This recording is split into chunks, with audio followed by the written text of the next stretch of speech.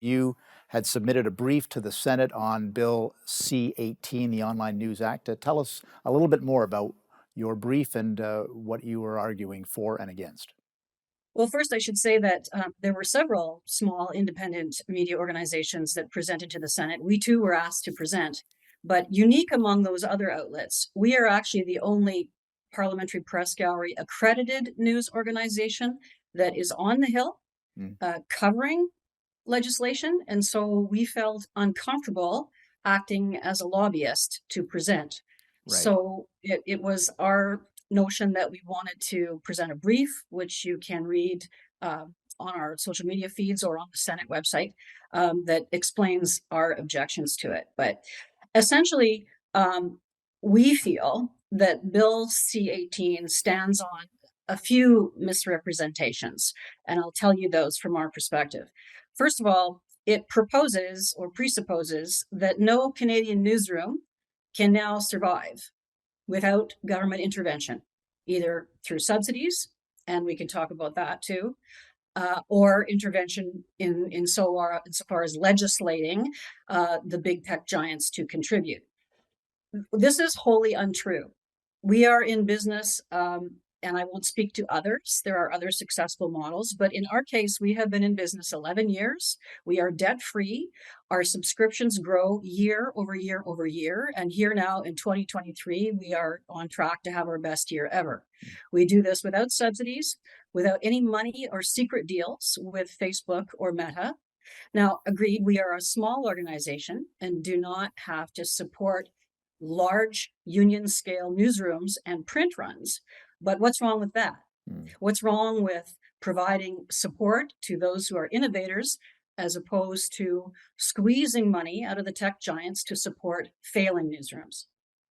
Yeah, and I think that one of the things that you also mentioned in the brief, to your point, is that this legislation does benefit larger publishers, but it really doesn't benefit smaller publishers. So CBC is going to get I guess, a third subsidy now. I don't know. I've lost count, but it really is not to the advantage of the smaller publishers. Can you expand on that a little bit? Well, remember that the idea of C-18 was conceived because the newspapers needed help. As it turns out, it's the broadcasters, starting with CBC and then the other broadcasters, who will be the chief beneficiaries.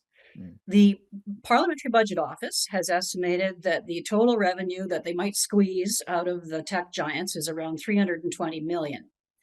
Now, of that, it is now calculated by those who have a career in the newspaper industry that it will be between 60 and 80 million that will come to the newspapers to be divided amongst all of them, a mm. dozen or more.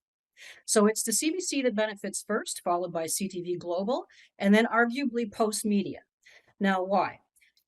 Those whose content is free, those who shotgun their free content across the internet, are the ones who enjoy the greatest number of links or hits, you see? So CBC, according to its last report to Parliament, enjoys, and I'm just going to check my notes here because I want to get this right, or Sure. CBC go down my neck. But according to their last report to Parliament, they enjoy an average of 24.2 million unique viewers, visitors a month. Right. That is on a digital platform fed by, according to the CBC, 1,000 employees. All right. Now they enjoy from that exposure a roughly $86 million. Well, that would be the equivalent of about $3.50 a viewer. All Gotcha. right. Now take Blacklock's report. We have our tiny, maybe, I'm not sure, 50,000 unique visits a month. But for each visitor, we enjoy $314. Mm. So our monetary value that we get from paywalling, but the exposure that comes from the internet is greater than the CBC or Post Media shotgunning free content. And S- even at Senate committee last week, the Globe publisher, Philip Crawley, acknowledged that they have a lot of money in private deals, some would say secret deals, with Facebook, etc., who pay them now in order to publish their links. If C18 is passed and enforced, then they stand to lose those deals Mm, that they have achieved right now right. with the tech giants. So Interesting. who's ahead from this? Who benefits? Yeah, And exactly. especially if the tech giants kill our access to news links in Canada. We're going to take a brief break.